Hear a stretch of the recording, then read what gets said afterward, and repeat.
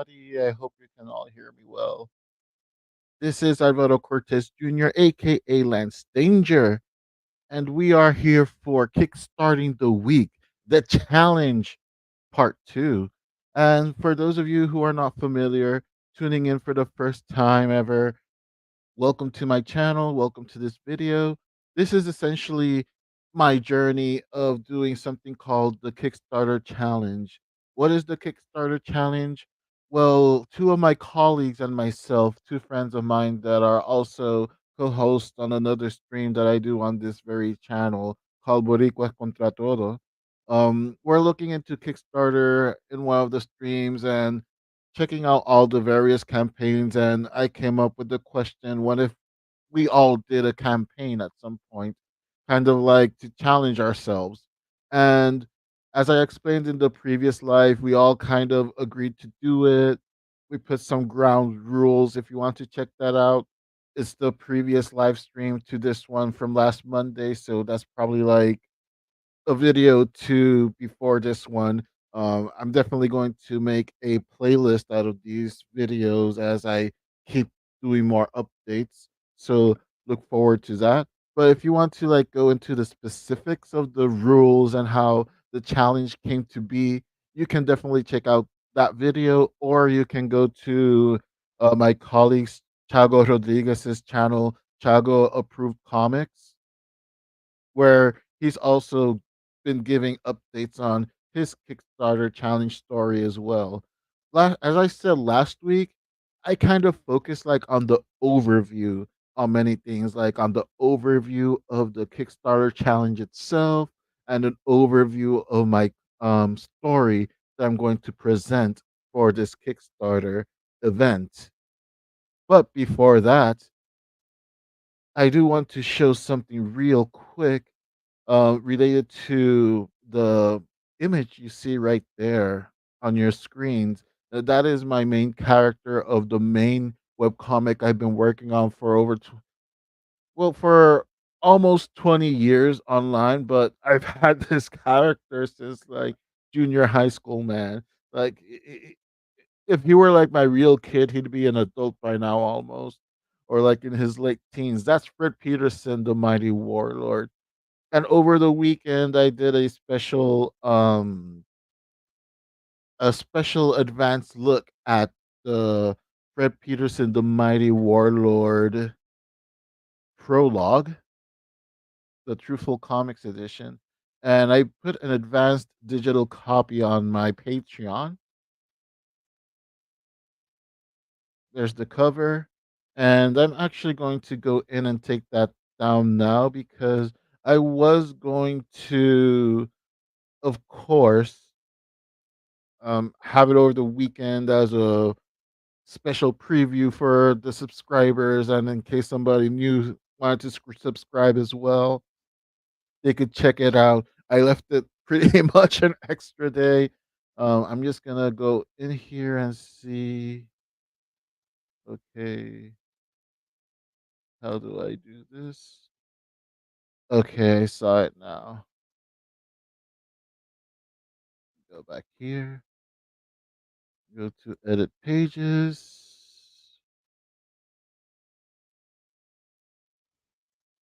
Wait, is this editing the actual page or page setting?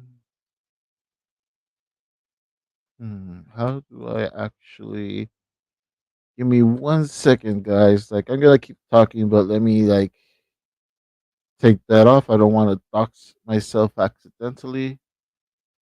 Right. Let me just go ahead and see how I can go ahead and edit that page so I can take it down in real time. Thank you to okay, here it is, manage. Right. So you guys can observe as well. Transparency. Okay, here we are. I'm in my manage post section of my Patreon. I am going to go ahead and take that down.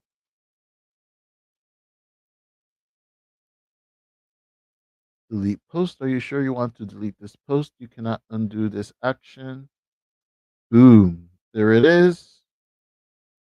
Everyone that was able to get a glance of it, thank you very much for taking the time for checking it out.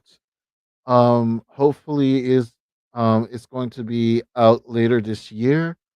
You already saw the teaser trailer I had done a couple of weeks ago. Got a lot of great feedback on that teaser trailer, and actually, let me show the second blah, the second tongue twister. Apparently, second teaser trailer. Say that 5 times fast with marbles in your mouth. Anyway, this is the small ad I did promoting the Patreon stuff. Let's go ahead and watch that real quick for those who haven't watched it yet. Please indulge me on this. I'm very much my own biggest fan when it comes to Fred Peterson, the Mighty Warlord. Make sure everything's fine here. Alrighty.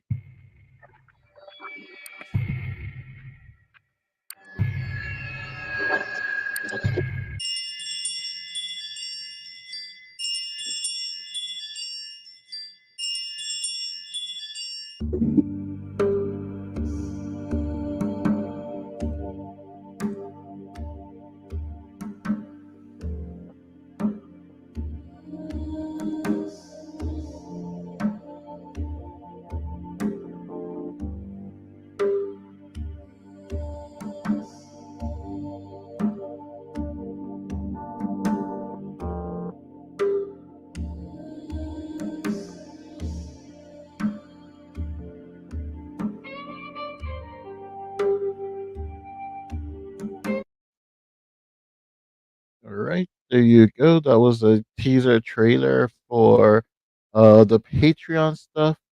So, for those who are not familiar with my Patreon, I have a lot of free stuff on my Patreon. You can read there's actually going to be Patreon exclusive web comics coming up there. I know I've been promising it for a while.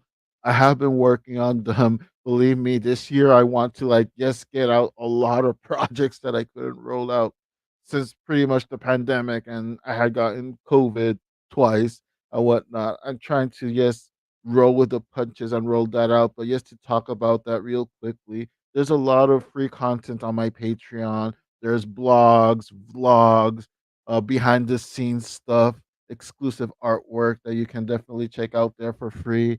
The paying tiers, even if it's the lowest tier, which I believe is $1, you'll get access to all the digital comics that have been put out there so far. So stuff like the original Warlord, 4 issues that came out, the original Nevermind, the Truthful Comics edition 1 and 2 of Nevermind, the Cannon Girl 1, the Cannon Girl 2, Stupid the Cat Whip, Amani Whip Ito.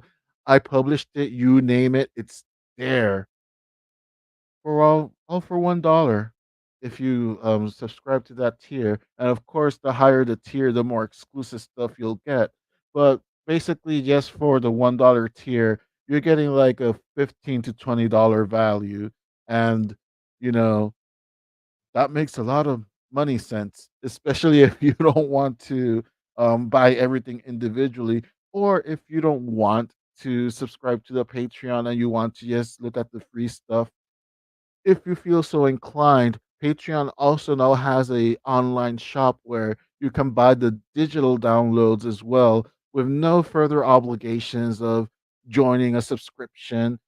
Just a one-time payment of $3 and you can get the ebooks that are there. I'm slowly putting them up because that is a new um thing that Patreon has, and I just found out about it recently. So I'm going to slowly put up stuff there throughout the week as well as put out the free content that I usually put as well. Well, now that all that is out of the way, back to the challenge. Now, you may be wondering why Kickstarter, and I went again. I just did like a brief overview last week on why we chose Kickstarter and how the challenge came about. You're definitely more than welcome to check out last week's live stream or go to Chago the Approved Comics on his. channel where he's doing his the lo-fi music there, where he's doing his own updates of his story as well.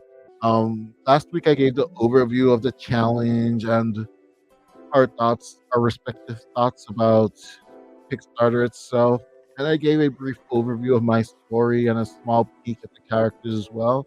Today, I want to like briefly go a little bit more into detail on both things on why I particularly am going to use Kickstarter and kind of like the meat of the story, the protein of the story. So let's go ahead and get that done, shall we? Why Kickstarter for Acts of Vengeance Volume 1? I broke, man. Straight up. Like when it comes to like being a small publisher or whatnot, I do not have the big expenses of, say, an Eric July, the Brian Pulido, or Jimmy Palmiotti, or an Ethan Van Sciver. I don't have the um I don't have the money and I don't have the notoriety or the fame or what have you. I'm like, if I could, I would definitely fund the whole thing straight up, kind of like how a lot of people do. That a lot of independent colleagues, they just kind of do their comic or their graphic novel first. They put up with the um upstart cost of everything, and then they'll just put a pre-order a link either on their personal website or on Facebook, Instagram, what have you. And yes, roll in with the pre-orders with a product already done, already taken care of. The amount of, you know, copies that are already printed out and whatnot, or if they have a creative team, pretty much already paid them up front as well. I don't have that luxury, man. Quite frankly, neither of us have that luxury. So Kickstarter is definitely a way to help just that kickstart these projects until maybe down the line, if it's successful and I'm able to gain an audience from doing this, then there might not be a need to do crowdfunding. Ideally, it would be great to do everything like through your own website, through your own means, and not really have a middleman for it. But as things stand right now, this is a great option for creators such as myself that don't have that upfront uh, budget to do a project of this scale. Uh, if it were like something that I was going to do just digitally, like I've seen actually on Kickstarter, where there are Kickstarters just for digital programming, digital magazine, digital comics, even. Um, sure, it would be a lot easier to cost that, but the plan is to do physical copies of these stories.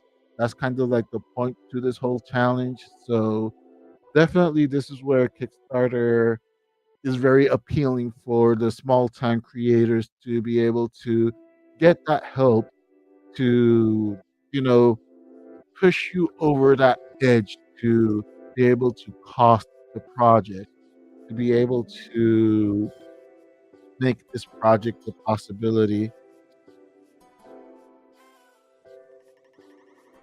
And speaking of possibilities, it's also a great way to try and find a new audience as well.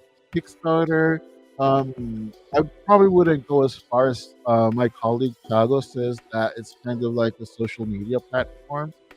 There are definitely aspects of it in Kickstarter, but I view it more as a platform where almost like Shark Tank in a way where you present your product, you pitch it, and the people are going to, act accordingly. If they like it, they don't like it, they go on to the next project. If they don't like it but kind of want to see you succeed because they see, I don't know, that you're putting a lot of effort into it, they might do a donation instead of like buying the actual product. or which is what I'm hoping for, you can just find a new audience because Kickstarter has a great community of not just creative people but fans as well. So there's definitely a great potential to find a niche audience that'll help you support that project and not just support that project monetarily, but just, as readers, as consumers, as peers in this creative venture.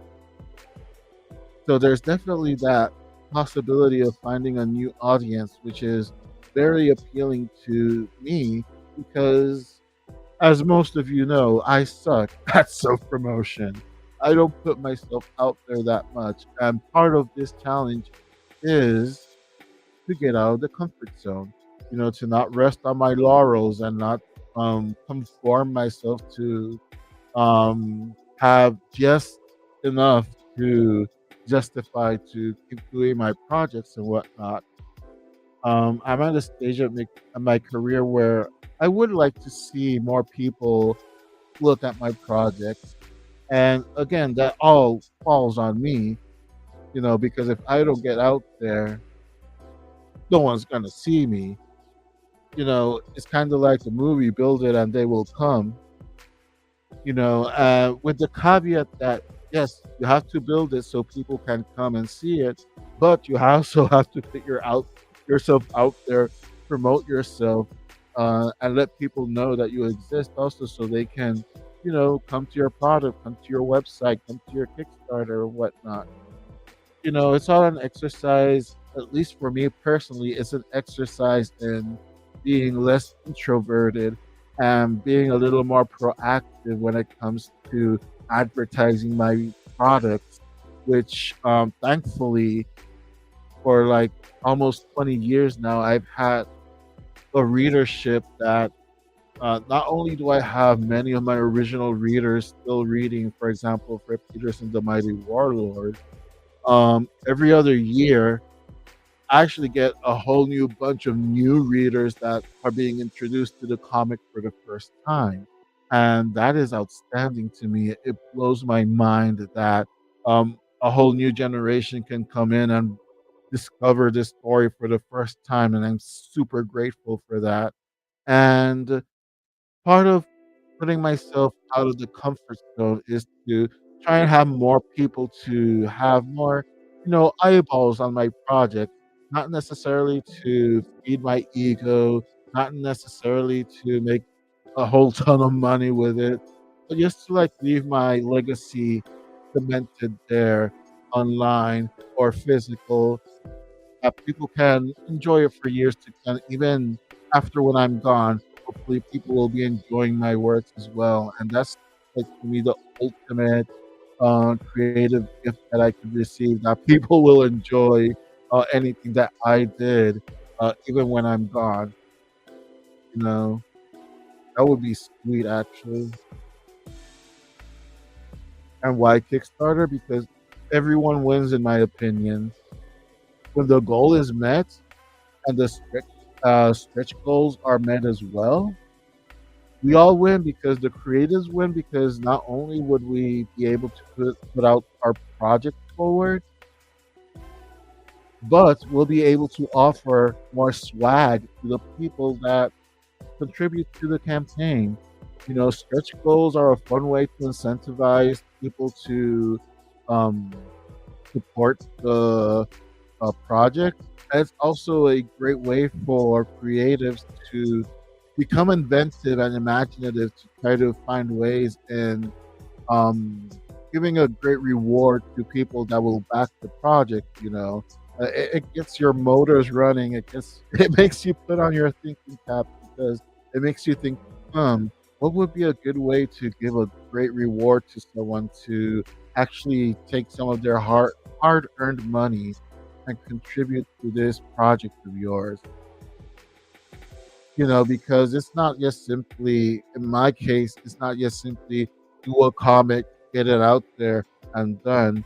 I want my comics to be an experience.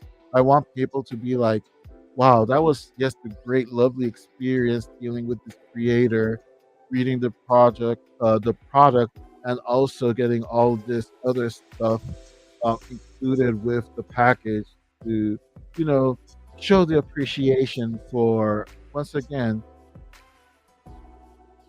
people putting their hard-earned money into a product that you're creating. And if they're going to put in money into a product that I created, I'm definitely going to try and make sure it's the best product that I can possibly do, for myself and for the customer as well. So win, win, win.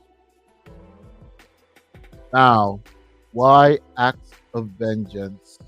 Let's get into the meat of the story here a little bit.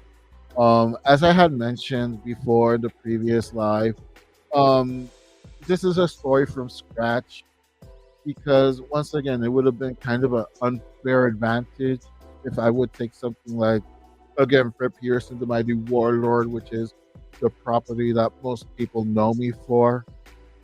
Um, it would be kind of unfair to have that like relative head start, compared to Chago and Crazy Knight, who are going to do ideas from scratch as well. So it could be a level playing field, so to speak, between the three of us. And again, to kind of measure how that's going to be like. The way that people might respond to, someone that has been creating consistently for a couple of years now, someone who has not created in a long time, and someone who has not put out a product just yet. So it's going to be three very different points of views, three very different stories, three very different why to that story, which makes all this to me compelling to see how we all do with this challenge. And again, this is a story I started from scratch. It's kind of a combination of other lingering stories that I had in the back burner, but that I'm starting to like flesh out a lot more. For example, another thing that I get into was something that I was promoting a lot a couple of years ago, Hell Beneath You, which is going to be a horror thriller story. Since I put a lot of information out there, and quite a few people are still expecting that book. Again, it would be kind of unfair to have that advantage of people already kind of expecting something.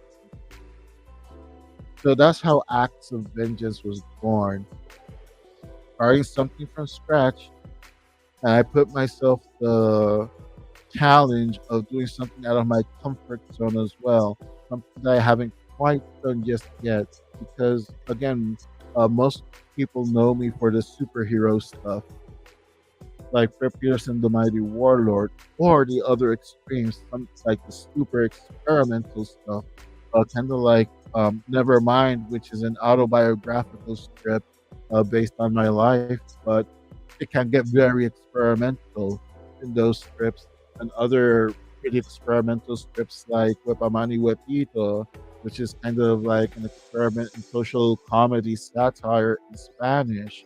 Um, Cupid the Cat, which is one panel gags that can get pretty experimental as well. The Cannon Girl is the most experimental project that I've done, which is basically affirmative affirmations in a way, but in a one panel story, to try to spread um, positive things out there. So I wanted to do something that was different from that and different from the other comics that have come out from Fred Pearson, the Mighty Warlord, like Clown, Rogue Assassin, The Mysterious Exorcist, or even my other web comic, which is kind of like a superhero sci-fi horror thriller, DTF6, also known as Delta Task Force 6, which will be continuing, by the way. Small plug. So I wanted to do something different. And Acts of Vengeance definitely gives me that opportunity to do something that's more drama. It's more of a drama mystery. And when I started to like think about that story, I thought to myself, "Oh, this is a story I really want to tell now. Now that I've gotten, into the nitty gritty, so to speak, of this story." Acts of Vengeance, as I mentioned last week, um, deals a lot with loss and regret and moving forward. Now, I personally have lost many people in my life, and to not get in trouble with YouTube, I have known a handful of people, unfortunately, some of them close friends that have come to the decision to unperson themselves, so to speak, and leave this mortal coil on their own terms, um, each with various degrees of reasons that they left behind. And sometimes you kind of just stay wondering why, and that kind of lingers a little bit, especially depending on how close you were to that person, per se, as well. And sometimes there's just no clear answer. Usually, there never is, in my opinion, a very clear answer of what would drive a person to do that. And I come thinking from a place where I myself had some very dark thoughts and dark periods in my own life as well. So, Acts of Vengeance in a way, is kind of not only telling the story, but myself kind of dealing with all of those questions and all of those feelings that just kind of linger a little bit after a while after the fact. The story basically starts with a teenager um, ending things on their own terms, to put it that way. And it kicks off a mystery of why this kid did this. And then it leads to another mystery that turns out to be a murder mystery. And everything is going to revolve around our main character, which I showed last week, and his name is Jake Garrison. And the kid that um, unpersons himself at the beginning of the story is his best friend. And his best friend's girlfriend, the main character Jake, has always had a crush on her, but he never made a move. And he bottled up those feelings even more when his best friend and her started dating and become high school sweethearts. So he has all these things bottled up inside of him. And then it's discovered mysteriously that the girl also disappeared. And apparently she disappeared that same night that um, that character um, unpersons themselves. So there's that mystery of why he committed that act. There's the mystery of what happened to that girl. Where did she go? Did she have something to do with it? And then there's the other mystery, which is kind of like what this whole story revolves around: is did Jake have anything to do with this? And wasn't it something more sinister than just somebody um, taking decisions into their own hand? What if he had a hand in it? What if Jake had a hand in the disappearance of his longtime crush? So there's a lot of story elements that kind of stem from that. Hey there, Chago. Thank you for stopping by. Yeah, it's some really dark elements to this story, which again, doing the whole getting out of the comfort zone thing, again, trying to challenge myself to try to do something more deep than like the superhero stuff. And that's not to say that superhero stories can't be deep, um, but when it's more of a small town, small community, everyone knows everybody kind of things, it feels more real in that aspect. But yeah, and I wanted to do something that was, again, something that was deep, something that, again, to an extent, exercise some of my own demons in a way of dealing with uh, certain things about those hard and conflicting feelings and feeling of lingering, of losing somebody in that way.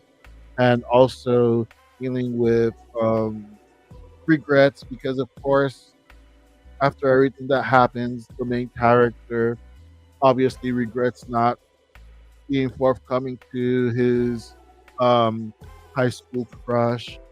He regrets not spending more time or being there more for his friend that is not there anymore.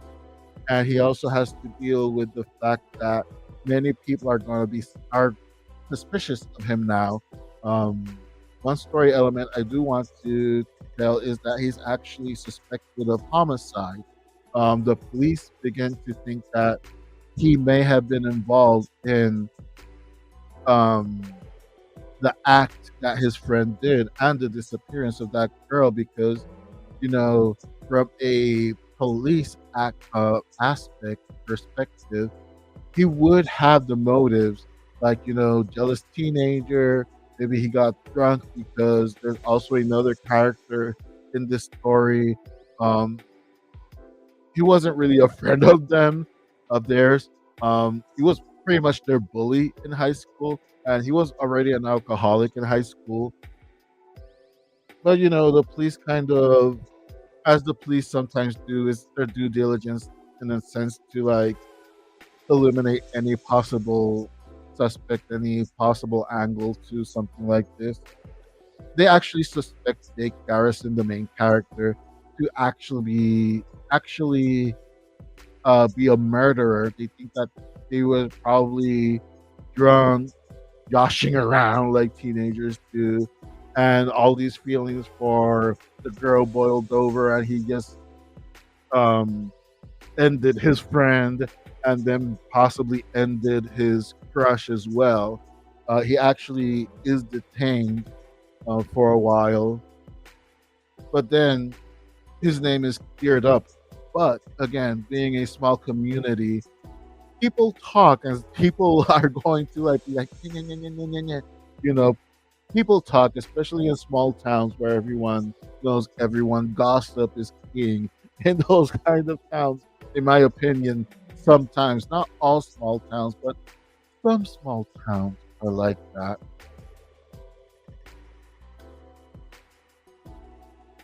And that's where this character comes in, Eric Wolf.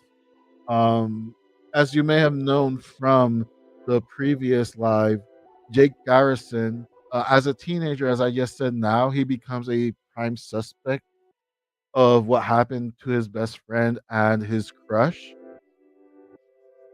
And as an adult, he becomes a police officer in that small town. Like, why did he stay in that small town with all of those messed up memories of not only losing his best friend, losing the love of his life at that point of in high school, and having the town think that he was a murderer?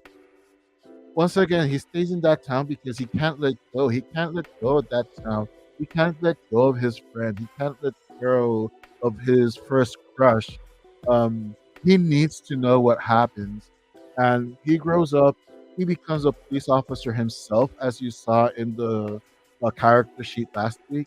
And he stays in that town because even though he's living kind of like a relatively normal life, or as normal as the life as you can live, because people are still gossiping at this rate, especially the more older people that don't trust him because they think that he did have a hand in what happened that fateful night.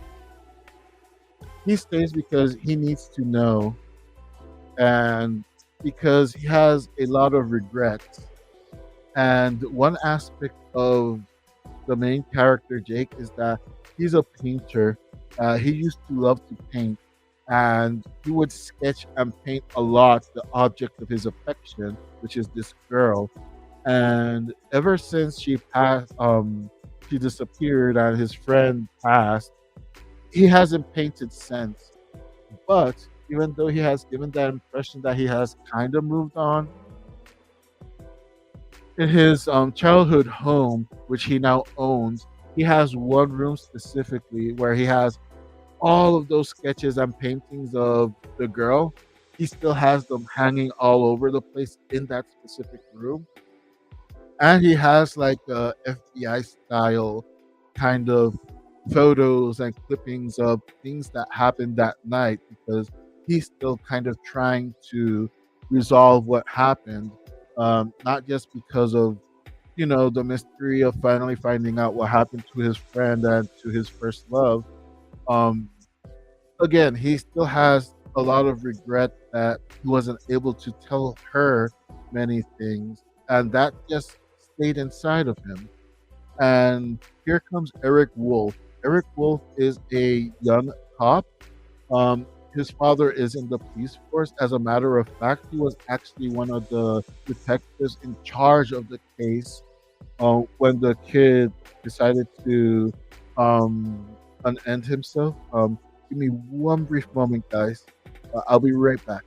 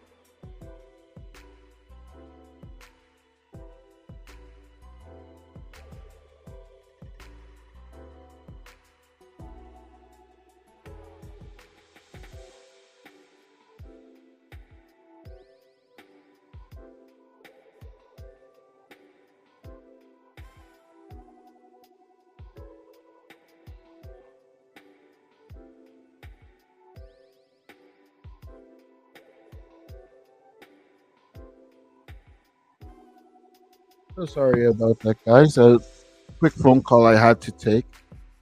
Anyway, that's where Eric Wolf comes in. He is a young cop, and as I was saying, his father was actually one of the lead detectives on that case. It eventually became a cold case, and his father went on to raise the ranks within the police and whatnot. And now he's following in his father's footsteps, and he wants to also raise in the ranks. Except that he's very ambitious, and he's kind of competing with his own father because there's another whole other element to the story where Eric and his father really don't see eye to eye, and it's almost like Eric lives to have the approval of his father, even though he kind of doesn't respect his father in a way. um, because of how he raised up within the ranks of the police. His father isn't exactly a Boy Scout. He's done a lot of shady stuff in the past, and his son has witnessed some of it. He doesn't know to what extent. So even though he doesn't have a whole lot of respect for his father, deep down he definitely wants his approval and seeks his love and attention. So he becomes a policeman himself, and he wants to kind of be the upstanding policeman that his father kind of isn't. So he's very ambitious and wants to raise the ranks, but his own way, quote unquote, the right way. So he becomes obsessed with this case, which is pretty much the only cold case, the only case his father really couldn't crack was this case of the unending of this teenager and the disappearance of his girlfriend, and how exactly was Jake Garrison involved in all this. So he transfers to this small town um, under the guise that he just wants to kind of follow in his father's footsteps and learn where he learned and whatnot.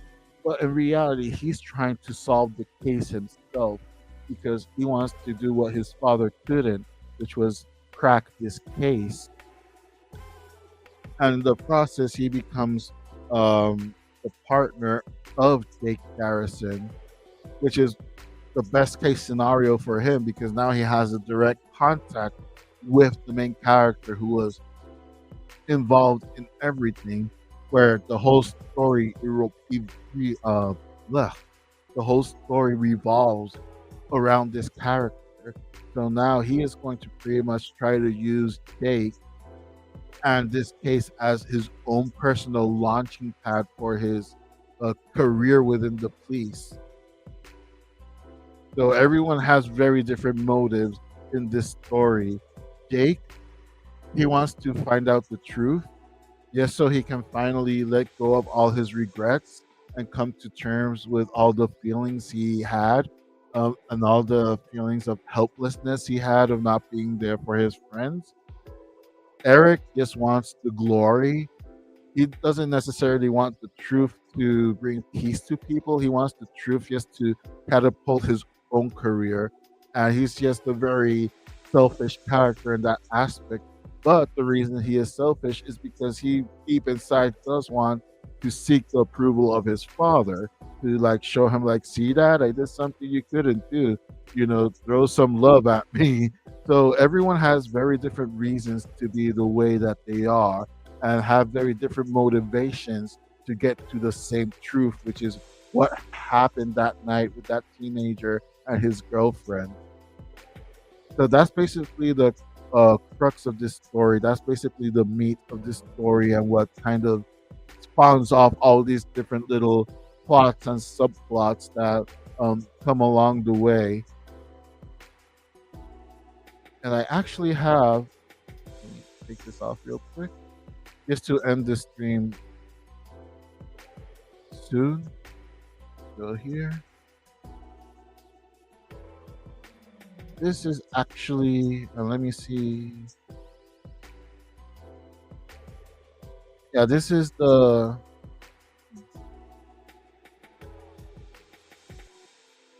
oh, that's why it wasn't all the way. There we go. This is actually the first draft of the story. As we were saying last week, originally it was going to be about 44, 48 pages. So this is pretty much the first two acts of it, when it was originally going to be 48 pages.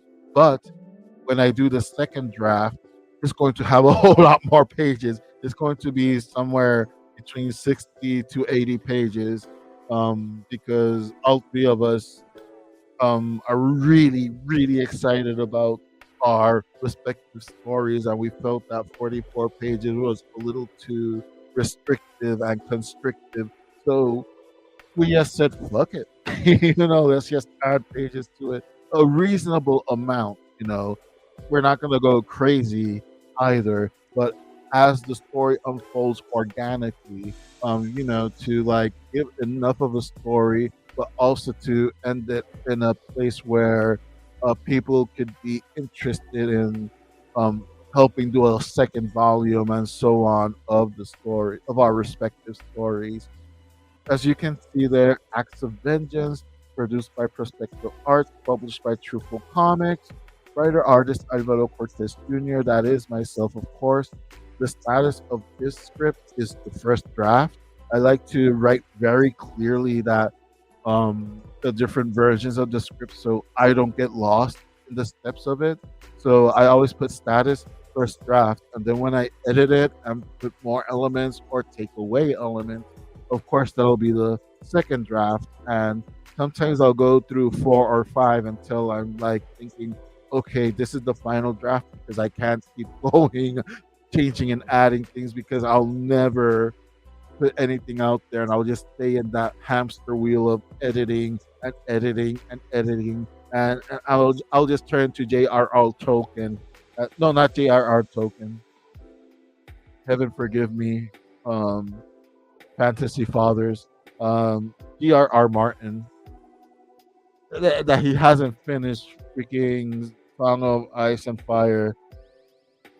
He still hasn't finished it because of that. Because Um, he already wrote the novel. He's just been editing and editing and editing and re-editing and rewriting things. That's like, dude, just get the fucking book out there already. I want to know what happens. And rent, I like to put status first draft, second draft, and so on, just so I can keep up with myself to know which script is which and not get confused. And of course, volume one, title Carry the Sorrow. Carry the Sorrow. If you've been following my comics and stories from the beginning, pretty much of my career, I like to add song titles and song lyrics as titles to my comics. And actually, some songs inspire moments in the comics, in the actual story as well. So, music is something that's very um, intertwined with my storytelling, whether it be comic or prose, whatever. Um, Especially in story titles, I like to give these little Easter eggs and wink and nods to songs that I like or that songs that kind of fit the story overall.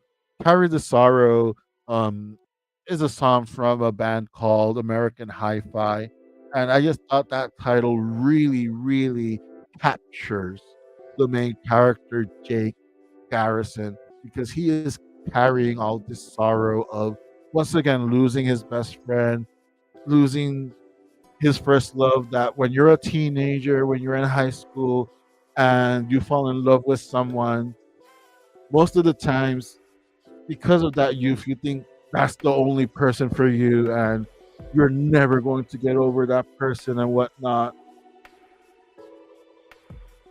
you know, and it's difficult to deal with that. And not only is he carried with the sorrow of quote unquote losing his first love, losing her the way that he did, and losing his best friend the way that he did, and having even your own family kind of suspect you of doing something very sinister to people that you love. You carry a whole lot of sorrow and resentment. And again, this is a character that's kind of trying to live life the best he can, but carrying all these emotions around with him. Um, I guess I'll just read a little bit of that. It's an overcast late night in the town of Sufferance.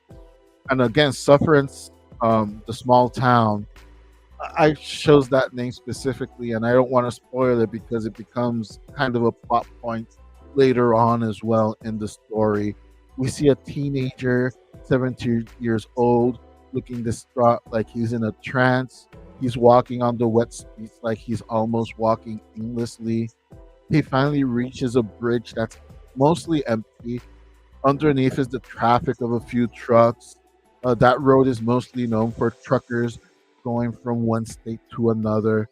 We see a close up of his face. His eyes are watery, and there's small blood splatters around his face. He climbs the railing of the bridge and he jumps to his end. We cut to the household of the Garrison family. The mother of the household, Lily, picks up the phone, which usually doesn't ring at that hour. Meanwhile, the protagonist, a teenager himself in this flashback, also 17, Jacob Jake Garrison, is sitting on his bed with headphones on, sketching on a notebook. We see it's a sketch of a young female. He stares at the sketch when his mother and father knock on the door and come in. Son, we we need to talk to you, his father Arthur says gravely. Jake stands up, resting his headphones around his neck. Mom, Dad, hey. I know I said I'd stop drawing all night, but then his mother breaks down and starts crying. Jacob, oh, Jake, it's Alan, little Alan Murphy. He's dead. Um, it's kind of- okay, there we go. Um, where was I? Okay, what? How? I just saw him last night. Him and Caroline. What? We we don't know yet. Yes, yet. Boy, we're so sorry. His parents are about to hug him, but he runs out crying without saying a word. So that's pretty much the initial reaction of Jake to the news that he just lost his best friend. And again, he was just with them the night before. His friend Anne Caroline, which is his uh, childhood childhood crush, he had always had feelings for her for the longest time. And that's pretty much how the story starts off. Let me kind of like scroll a little bit through the rest. I don't know if I should read something more from here.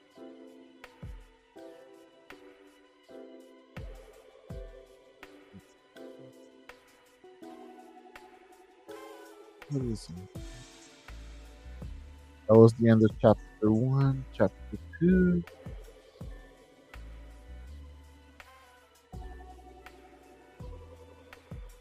Right. Actually, yeah. Let me read a little bit of the first draft from the intro to chapter two, and then we'll call it a day. Chapter two, we see a fly buzzing around. As the scene pans out, we see 17-year-old Jake in an interrogation room. He's sitting looking downtrodden and tears down his face. Justo, the cop we saw drinking with him earlier, that's referring to an earlier scene in the comic with Jake as an adult. Um, Again, since he becomes a police officer himself, sometimes he has drinks with um, co-workers and whatnot after a stressful day of being a cop and whatnot. And Justo is like one of the closest co-workers to him. Um, and of course, he was involved in the case when he was younger, when he was a young cop himself. Justo, the cop we saw drinking with him earlier, is here looking younger, just a few years on the force.